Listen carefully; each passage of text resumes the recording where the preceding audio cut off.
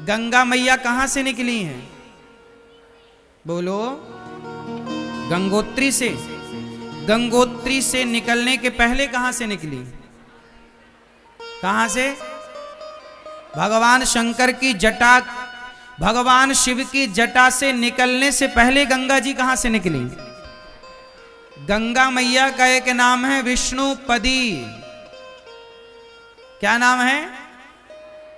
क्या नाम है? विष्णुपदी। मतलब यह गंगा मैया कहां से निकली? भगवान के चरणों से। कैसे निकली? ये घटना तब की है जब राजा बलि के यहां वामन भगवान आए। कौन आए? जब राजा बलि के द्वार पर वामन भगवान, देखो वामन कौन है? वही नारायण। क्या बनकर आए? वामन। जब भगवान विष्णु, जब भगवान श्रीमन नारायण वामन बनकर आए तो राजा बलि से कितनी पग भूमि मांगी? हे राजन, हमें 3 पग भूमि दे दो। अच्छा 3 पग भूमि महाराज, थोड़ा ज्यादा ले लो आप, और ज्यादा भूमि ले लो। नहीं नहीं, हमें तो केवल 3 पग चाहिए। जब 3 पग लेने का संकल्प ले लिया और देने वाले ने देने का संकल्प कर दिया तो 3 पग में, पहले पग में उन्होंने क्या नापा?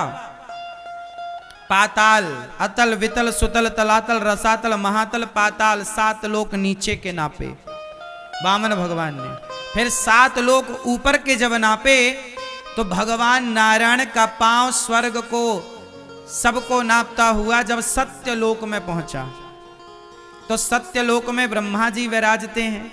तो ब्रह्मा जी ने देखा कि भगवान का चरण मेरे द्वार से गुजर रहा है, तो ब्रह्मा जी ने बिना देर किए भगवान के पांव का अंगूठा, चरणों को धुल लिया। उनके कमंडल में जल था ब्रह्मा जी के, तो जल डाला और धुल करके वही चरणामृत अपने कमंडल में भर लिया। किसने? बोलो।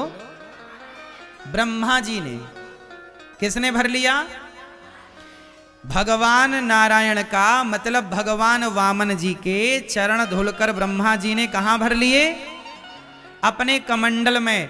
और वामन भगवान ने जब 3 पग भूमि ले ली, राजा बलि के मस्तक पर तीसरा पग रखा, वो लीला हो गई पूरी। इसके बाद राजा सगर के पुत्र हुए असमंजस, फिर अंशुमान, फिर उनके दिलीप, फिर हुए भगीरथ। क्या नाम पड़ा? भगीरथ के जो पिता थे राजा दिलीप, दिलीप की 2 पत्नियां थीं। अच्छा, दिलीप तपस्या करते करते मर गए, मृत्यु हो गई और इनके कोई संतान नहीं हुई। तब 2 पत्नियां थीं, तो दोनों पत्नियों से गुरु वशिष्ठ जी ने कहा कि तुम दोनों पत्नियां ही आपस में घर्षण करो। जब दोनों पत्नियों का घर्षण किया गया शारीरिक, तब दोनों पत्नियों के घर्षण से एक पुत्र हुए जिनका नाम पड़ा भगीरथ।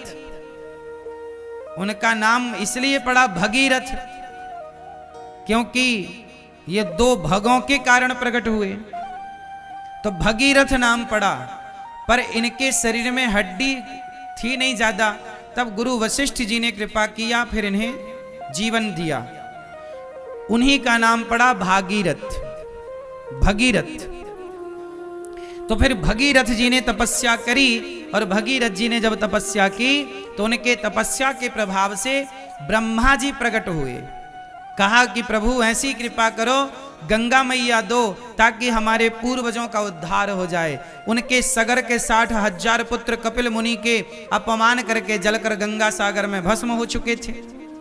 तब भगीरथ जी ने जब कहा कि प्रभु आप जरा गंगा जी को प्रकट करिए, तो भगवान नारायण का धोया हुआ वही पांव का जल ब्रह्मा जी ने उस जल की कमंडल से एक धारा गिरा दी, जरा सी। पर वो धारा इतनी तेज से आई कि वो पाताल में चली जाती। तब गंगा मैया ने कहा कि हमारा वेग पृथ्वी सह ना पाएगी, तो पृथ्वी ना सह पाएगी तो शिव को प्रकट करके कहो कि वो हमारे तेज को सहें।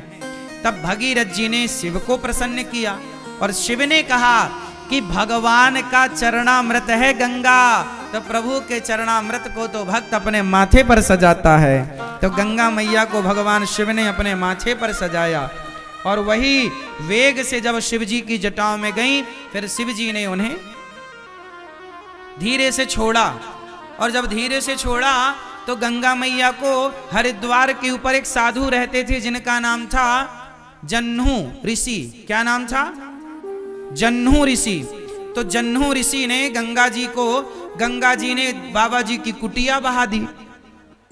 बाबा जी तपस्या कर रहे थे, गंगा जी आई भगीरथ जी के पीछे पीछे, तो उनकी कुटिया बह गई।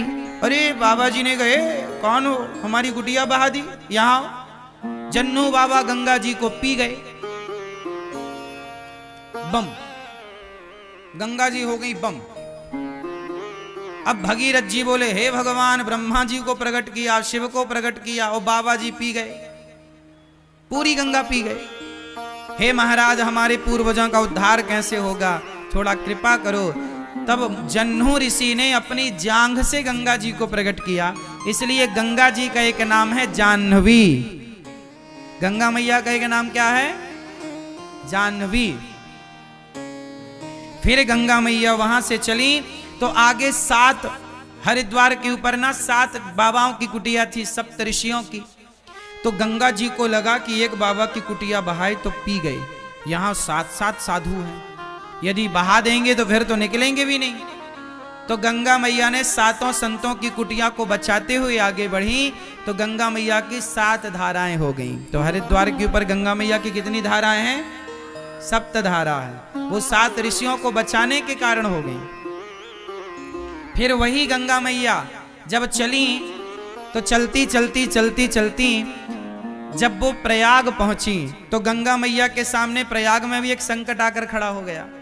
प्रयाग में गंगा मैया आगे नहीं बढ़ी, गंगा मैया हाथ जोड़ के खड़ी हो गई। किसके सामने? बोलो बोलो, यमुना मैया के सामने। क्यों? क्योंकि यमुना मैया कौन है भगवान की? जोर से, जोर से। यमुना मैया है भगवान की पत्नी। भगवान कृष्ण की चौथी कौन है? यमुना मैया भगवान कृष्ण की चतुर्थ पटरानी है। यमुना मैया कौन है? विरजा नदी, बैकुंठ में एक नदी है विरजा, वही विरजा महारानी भगवान कृष्ण की लीला के समय यमुना महारानी बनकर प्रकट हुई और भगवान श्री कृष्ण की पत्नी है यमुना। यमुना मैया कौन है भगवान की? जोर से। अच्छा, यमुना मैया प्रयाग से पहले से जा रही थी, पहले से बह रही थी। तो प्रयागराज जी में जब यमुना महारानी का दर्शन हुआ तो गंगा मैया हाथ जोड़ के खड़ी हो गई। अच्छा, गंगा मैया है भगवान की दासी, भगवान के चरणों से निकली हैं, तो दासी है गंगा मैया और पत्नी है यमुना मैया। तो भाई दासी तो पत्नी का सम्मान करेगी। तो गंगा मैया हाथ जोड़ के खड़ी हो गई, हे मां आप आज्ञा करिए मैं कहां जाऊं। तब यमुना मैया ने कहा गंगा आ मेरे गले से लग जा।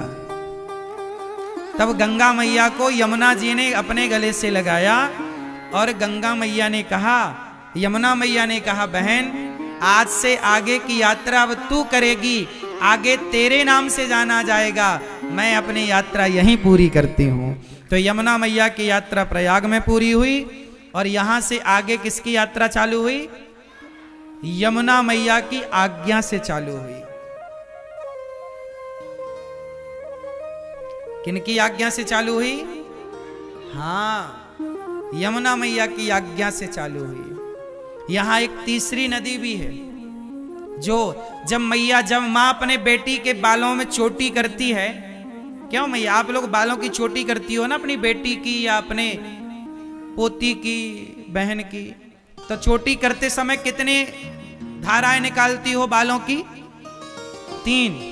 जब बालों की 3 धाराएं निकालती हो और जब चोटी पूरी होती है तो दिखती कितनी धारा है? कितनी दिखती हैं? नहीं, चोटी तो एक दिखती है लेकिन चोटी में ना वो 2 दिखती हैं। कितने ध्यान से देखना, किसी की चोटी उटी हुई? अब आप कल चोटी भी नहीं करते लोग, समस्या ये